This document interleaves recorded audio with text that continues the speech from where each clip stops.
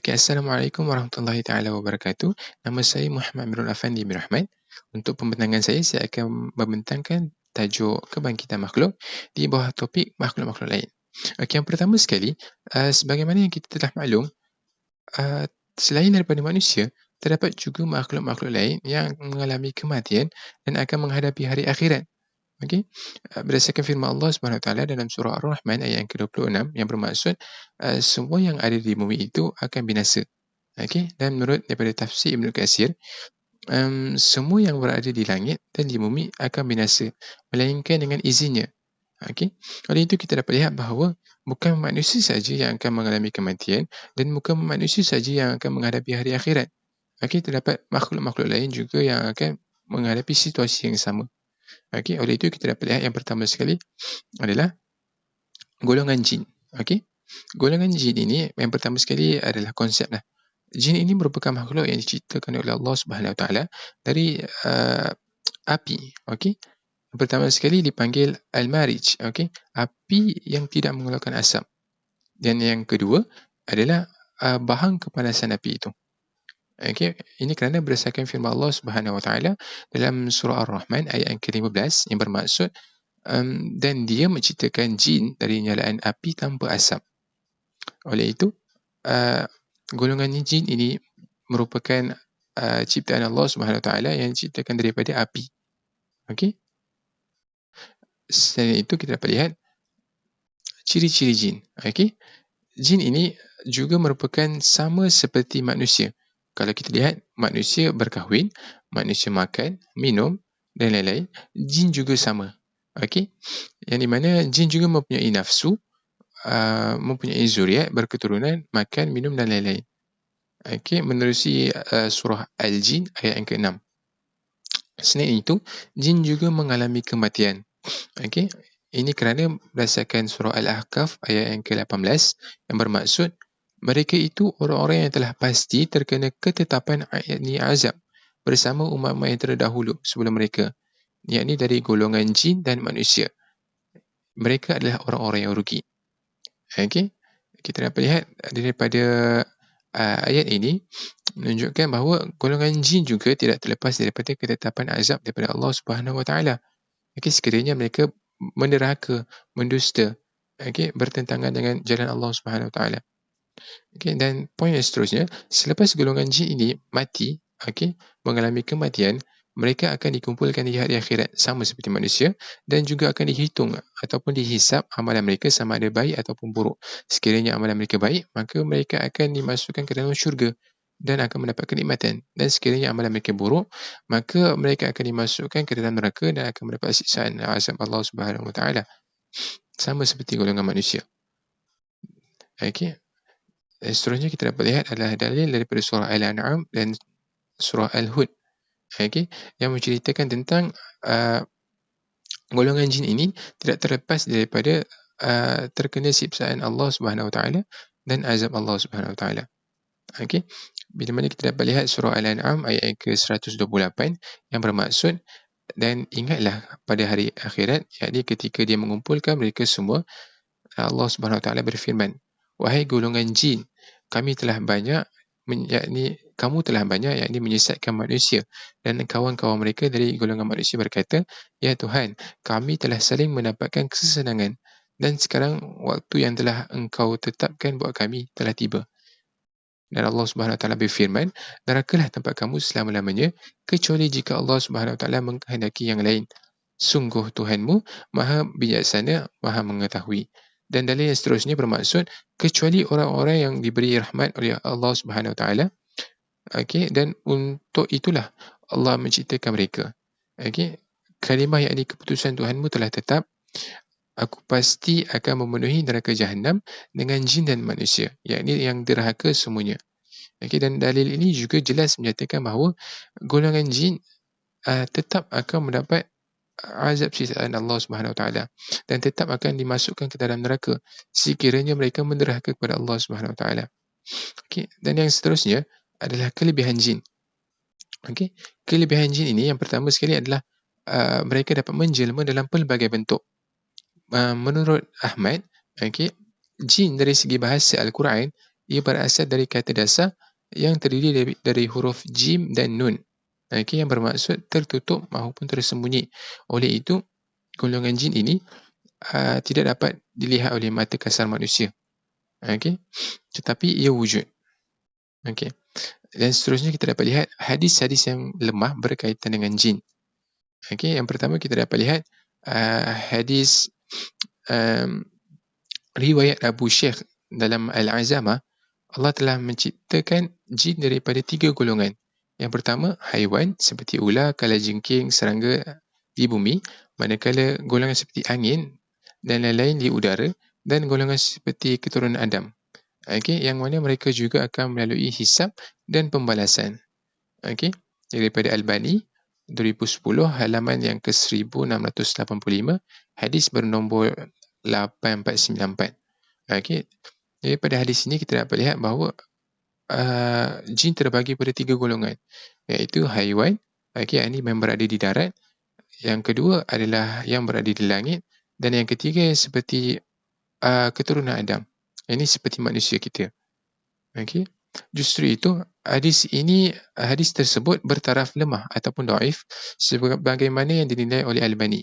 Okey, ini kerana menurut firman Allah Subhanahu Wa Taala, maksud dalam surah Al-Jin ayat yang ke-11, yang bermaksud dan sesungguhnya di antara kami yakni jin ada yang soleh dan ada yang sebaliknya. Kami menempuhi jalan yang berbeza-beza. Okey. Daripada dalil ini jelas menyatakan bahawa golongan jin ini terdiri daripada yang soleh dan yang jahat, yang buruk, baik dan buruk. Okey. Dan jin ini juga terdiri daripada lelaki dan perempuan. Oleh itu, golongan jin ini sama seperti manusia. Okey, kehidupannya sama seperti manusia, dan mereka juga tidak terlepas daripada azab siksaan Allah Subhanahu Wa Taala sekiranya mereka menentang jalannya. Okey. Yang seterusnya kita dapat lihat pandangan agama lain. Okey, yang pertama kita dapat lihat adalah daripada agama Kristian. Okey, yang di mana agama Kristian ini mereka menyatakan bahawa jin itu adalah syaitan, seperti yang dimaksudkan dalam kitab-kitab mereka. Yang pertama adalah dari kitab Imamah, yang kedua kitab Tawarikh, dan kitab Yesaya. Okey. Dan selain itu mereka menyatakan bahawa jin itu adalah syaitan, dan syaitan itu berasal daripada malaikat, dan malaikat adalah makhluk roh. Okey, dan ia tidak menikahi maupun memiliki anak dan lain-lain. Okey. Tetapi dalam Islam, jin itu sama seperti manusia. Okey, seperti mana yang telah diterangkan pada awal pembentangan tadi. Okey. Dan yang seterusnya kita dapat lihat adalah makhluk yang seterusnya adalah syaitan. Okey. Konsep syaitan. Syaitan ini adalah ciptaan Allah SWT yang juga diciptakan sama seperti jin, iaitu daripada api. Okey, sebagaimana firman Allah dalam surah Al-A'raf ayat yang ke-12, yang bermaksud apakah yang menghalangimu untuk sujud ketika aku menyuruhmu? Okey, yakni syaitan berkata, aku lebih baik daripadanya. Okey, engkau ciptakan aku daripada api dan engkau ciptakan dia daripada tanah. Okey, daripada dalil ini jelas menunjukkan bahawa iblis atau syaitan ini diciptakan daripada api. Okey. Poin yang seterusnya, kematian iblis ini ditangguhkan oleh Allah Subhanahu Wa Taala. Okey, apa yang dikatakan dengan ditangguhkan oleh Allah Subhanahu Wa Taala? Okey, menerusi surah Al-Isra ayat yang ke-62, maksudnya, yakni iblis berkata, terangkanlah kepadaku, inikah yang lebih engkau muliakan daripada aku? Sekiranya engkau memberi waktu kepadaku sampai hari kiamat, pasti akan aku sesatkan keturunannya, kecuali sebahagian kecil. Okey. Pada ayat yang di-highlightkan itu, memberi waktu kepadaku sampai hari kiamat. Okey. Menurut Ibnu Katsir dalam kitab tafsirnya mengatakan bahawa yang ditangguhkan itu menurut para ulama adalah waktu iblis ini dah mati. Okey. Yang bermaksud iblis memohon kepada Allah untuk ditangguhkan kematiannya. Kerana apa? Kerana dia nak sesatkan anak cucu Adam. Dan Allah SWT telah memberikan tangguh kepadanya. Yang seterusnya kita dapat lihat ciri-ciri jin atau iblis ini. Okay? Menurut Ibnu Katsir, sifat-sifat iblis itu sendiri dan tugasnya iaitu berkaitan dengan segala perkara atau perbuatan yang buruk.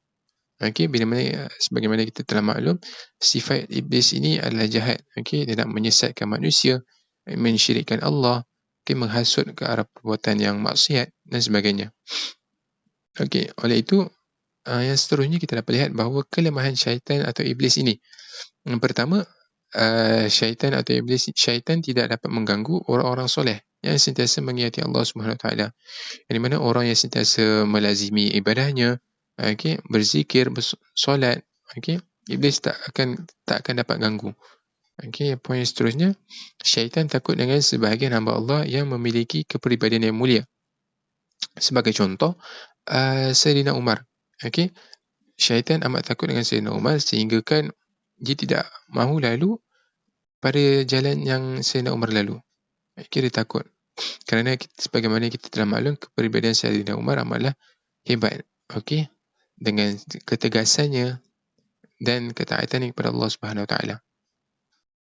Okey, seterusnya, jin atau syaitan ini tidak dapat menyerupai diri Rasulullah sallallahu alaihi wasallam sama ada wajah mahupun tubuh badan baginda. Okey. Dan poin yang seterusnya, hadis-hadis lemah berkaitan dengan syaitan. Okey. Maksudnya daripada Abu Nuaim meriwayatkan dalam Al-Hilyah, iaitu sesungguhnya iblis meletakkan arasnya di atas laut tanpa tutup. Okey, dia ingin menyerupai Allah Azza wa Jal. Kemudian dia akan menyebarkan askarnya dan berkata, barang siapa yang menggoda fulan manusia ini, lalu dua daripada mereka bangun. Iblis pun berkata, aku telah melewatkan kamu berdua selama setahun. Sekiranya kamu berdua memperdayakan, akan aku gugurkan dalam diri kamu kepenatan. Dan jika tidak, akan aku mensalibkan kamu berdua. Okey? Hadis tersebut bertaraf lemah atau daif sebagaimana yang dinilai oleh Albani. Okey. Ini kerana sebagaimana yang telah Allah SWT berfirman dalam pada ayat yang ke-64, okey, yang bermaksud yakni Allah berfirman, pergilah, tetapi barang siapa yang di antara mereka yang mengikuti kamu, maka sungguh neraka Jahannamlah balasanmu semua sebagai pembalasan yang cukup. Okey, dan perdayakanlah siapa saja di antara mereka yang engkau, yakni iblis, sanggup dengan suaramu, yakni yang memukau. Kerahkanlah pasukanmu terhadap mereka yang berkuda dan yang berjalan kaki, yang bersekutulah dengan mereka pada harta dan anak-anak. Lalu beri janjilah kepada mereka. Okey, padahal syaitan itu hanya menjanjikan tipu belaka kepada mereka. Okey. Apa yang dikatakan menerusi firman Allah SWT ini, kita dapat lihat bahawa hadis tersebut amat bertentangan dengan apa yang Allah SWT telah nyatakan dalam Al-Quran. Okey. Kedudukan iblis ini di sisi Allah SWT amatlah dikeji. Okey, amatlah dilaknat kerana iblis tak nak ikut perintah Allah SWT. Okey. Bagaimana iblis mampu untuk menciptakan aras dan dapat kedudukan dia tersendiri di dunia, sedangkan dia dilaknat oleh Allah SWT. Allah telah janjikan di neraka. Okey. Tetapi hanya kematiannya sahaja yang ditanggung. Dan seterusnya kita dapat lihat pandangan agama lain. Okey, yang pertama, menerusi agama Kristian. Dalam kitab Injil Sinoptik, okey, mereka menggelarkan iblis ini lebih kepada roh-roh jahat, iaitu roh-roh yang telah jatuh dan telah berbuat dosa serta mengikuti kehendak iblis. Okey. Dan nama-nama lain bagi iblis, mereka menyatakan adalah, yang pertama adalah penghulu syaitan. Yang kedua, si jahat, si pencela dan roh-roh jahat. Okey. Mereka juga menyatakan bahawa iblis ini menguasai segala yang ada di bumi. Okey. Yang dikatakan bahawa iblis ini mempunyai kuasa yang sangat besar di bumi. Okey. Dan sekiranya kita tidak mempercayai mereka, maka kita berada di bawah kekuasaan iblis. Okey. Dan golongan Kristian mengumpamakan iblis sebagai penghulu dunia, manakala manusia itu sebagai anak syaitan dan iblis adalah bapanya. Okey. Sedangkan dalam Islam, Allah Subhanahu Wa Taala telah menyatakan bahawa cara kita untuk mengelak daripada godaan syaitan atau iblis ini adalah dengan berpegang dengan suruhan Allah Subhanahu Wa Taala. Okey, selagi mana kita berpegang dengan suruhan Allah, kita elak larangan Allah, selagi itulah kita dapat dipelihara. Okey, kita dipelihara oleh Allah Subhanahu Wa Taala. Okey, menerusi hadis Nabi SAW yang berbunyi, taraktu fikum amrayni lan tadillu ma in tamassaktum bihima, kitabullahi wa sunnatur rasul. Okey, kita tidak akan disesatkan, kita tidak akan terpesong, okey, ataupun tergoda dengan godaan iblis atau syaitan ini, sekiranya kita sentiasa berpegang pada Al-Quran dan As-Sunnah. Okey, sebagaimana sekian daripada itu pembatangan saya. Terima kasih. Assalamualaikum.